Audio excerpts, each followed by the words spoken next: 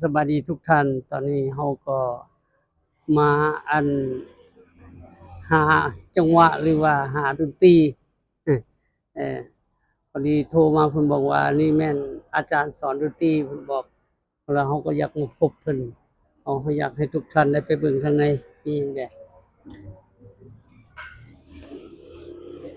อันนี้ข้างในนะฮะก็จะมีการสอนทั้งกลองแล้วก็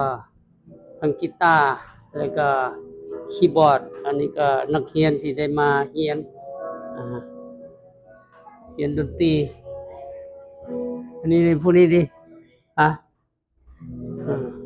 อันนี้แม่นที่ว่าอาจารย์สอนนะฮะชื่อเป็นอ่าทั้งลุมนี่ว่าฮะอ่า